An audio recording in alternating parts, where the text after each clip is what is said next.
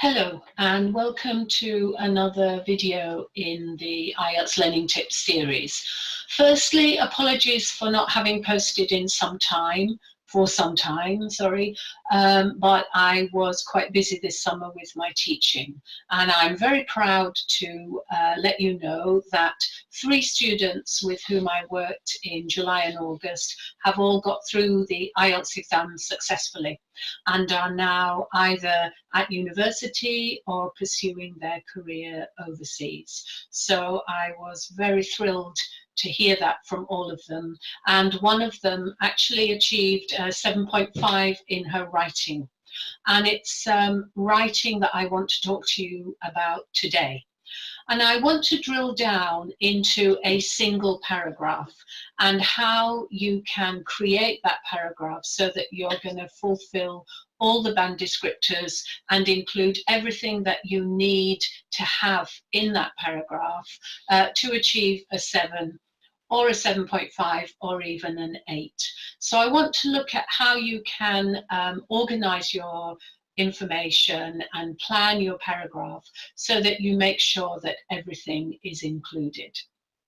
Okay, so as usual, I have prepared a slideshow that we can look at now with some examples that I'll explain to you. So here we go. So I've tried to make this as simple as possible. So I've sort of coalesced it into 3 things that I think are the basis of a good paragraph at band 7 and 8 in IELTS Writing Task 2. It's quite similar in a way for Task 1, although the type of writing that you are doing there is quite different. But you probably still need some of these elements as well, certainly in terms of linking words, complex sentences, etc. But it's not exactly the same. So we're going to focus on Task 2, and whether you're doing academic or whether you're doing general training, the process is similar. The difference in these 2 types of test is mostly the style. So in academic, obviously, this has to be academic writing, so the type of writing you would do for university. Whereas in general training, it can be a little bit less formal. It could be more like an article or a report, that sort of style. But in essence, these 3 things you would need probably in both. So managing coherence is the key thing, and I found recently working with students that coherence is becoming a problem. And coherence is a difficult thing to manage, but I hope that in this video you'll be able to see how you can do it more simply. Okay, so firstly, let's romp through what you have to do to create a good band 7 and 8 paragraph. Okay, it's going to be roughly 100 words, okay, which is about 10 sentences. It's not such a lot, really. But the sentences need to be related. And that's what cohesion means, that each of your sentences has a relationship with the one before it and the one after it. You need to develop the ideas that you come up with in a little bit of detail. Obviously, in 250 words, you can't go into a lot of detail, but there must be some detail. And that means you'll only have time for 1 or 2 ideas. So don't go overboard and have too many ideas, because too many ideas will cause you to lose coherence. And you need to make sure on top of that that you have a wide range of vocabulary, a wide range of sentence structures, a wide range of linking words, and also at least 1, and if you want band 8, probably more than 1, complex sentences in each paragraph. So it's quite a lot to do. And what's important is that if you are going to ensure that all these things are in your writing, you must be focusing on the language and not on the topic and the ideas. Get those into your plan so you don't have to think about them. And as you write, focus on language. Okay, so here are the three main elements that will help you to create a good Band 7 and 8 paragraph. Firstly, ideas, no more than two. If you have enough information, you could develop one. Evidence and support for that idea or those two ideas, and a good example to illustrate it. So that's all it is. So one or two ideas, supporting evidence, something that you can persuade the examiner of the idea and the fact that it fits with the question, and then an example. Or in some cases, if you don't want to put an example, further evidence. Okay, so let's have a look at a question. So here's a very typical IELTS academic question, but you have similar questions in general training too. So it's about renewable energy, basically. Now, the most important thing is to decide on what you have to do, which is agree or disagree. So do you accept the statement or not? So are you going to argue with the statement or are you going to argue against it? And that's the first decision that you need to make. Okay. And then you could sit in the middle and look at both sides. I think in this one, the powerful arguments are probably on one side or the other.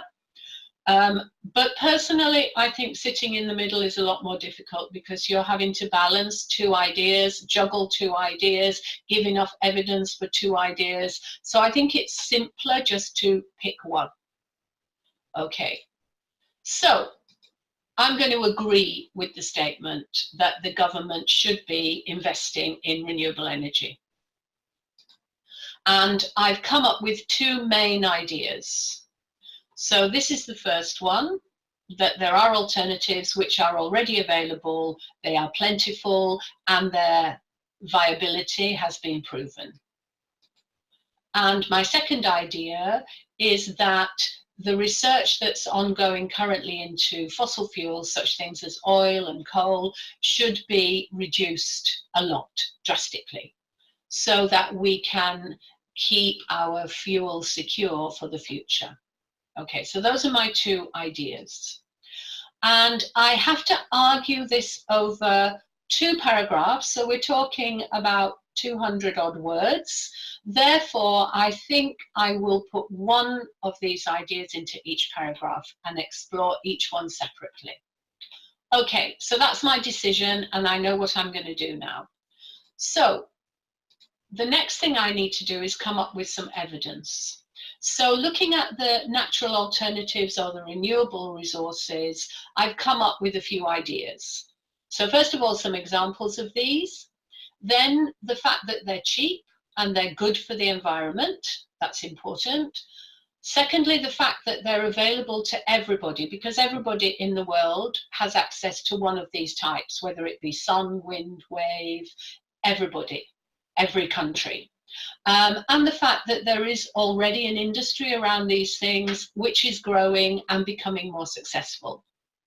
And therefore, it makes sense that governments make it a priority to shift their resources, their financial resources, into these industries.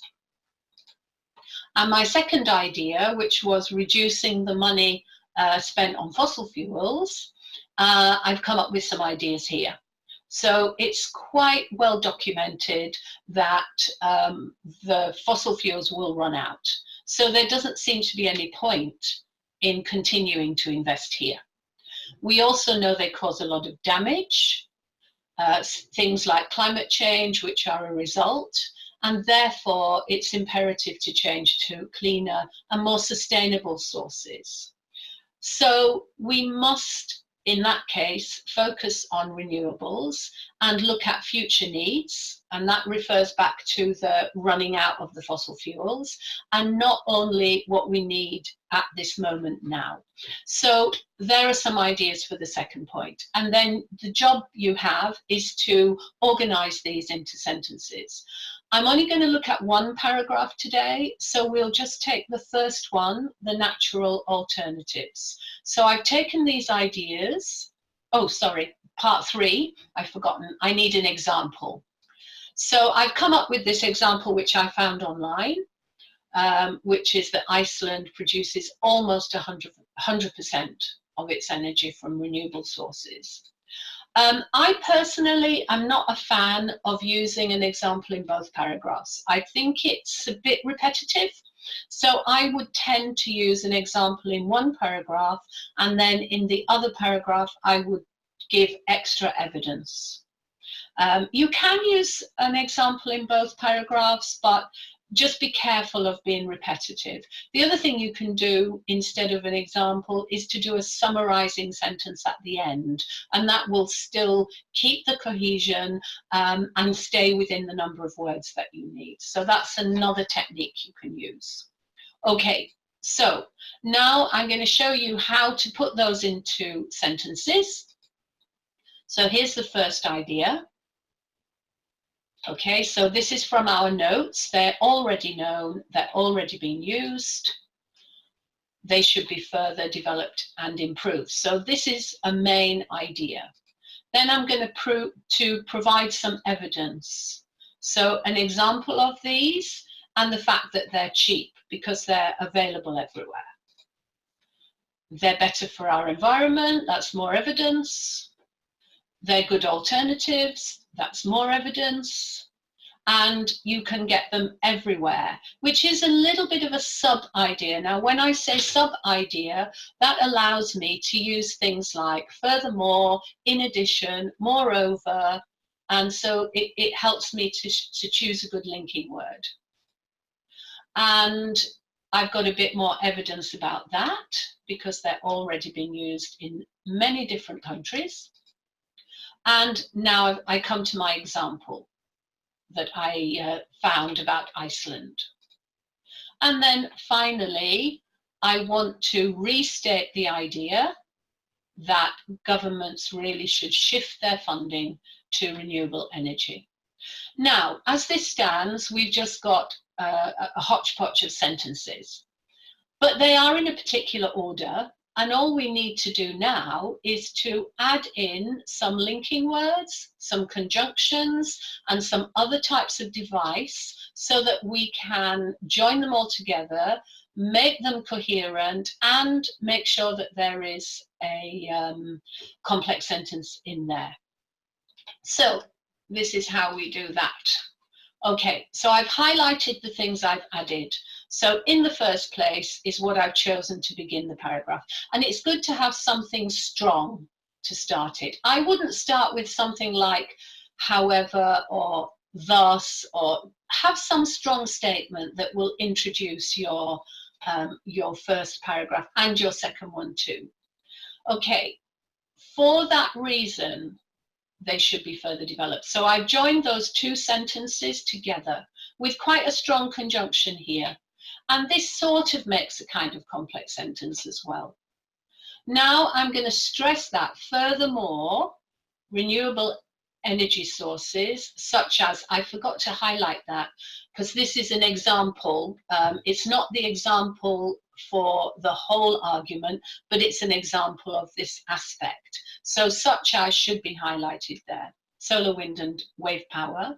And here we have a device for a complex sentence. Not only cheap to exploit, but also better for our environment. And then I've added a little bit more to this complex sentence by using a gerund, making them good alternatives to oil. So this now has become quite a complex sentence, and it will fulfill that descriptor in the bandings. Okay, now I'm going to add something else. So in addition to this, so that's the relationship. They are available to everyone wherever they live in the world. These, this pronoun also goes back. If you ever see in reading these or those, you have to think what does it refer to? So it refers to they. What does they refer to? This refers to good alternatives. What does that refer to? That refers to renewable energy sources. So you can see that this comes all the way through these three sentences. That is cohesion. Renewable energy, yeah? They, these, it's going all the way through.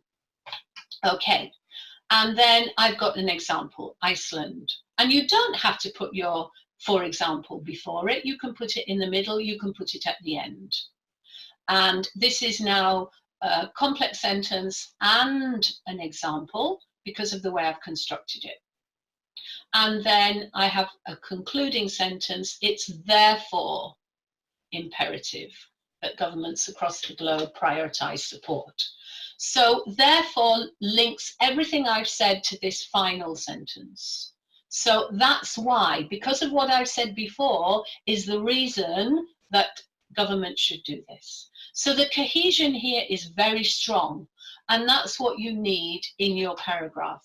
But you can see that it's not so difficult to create this if you do it step by step.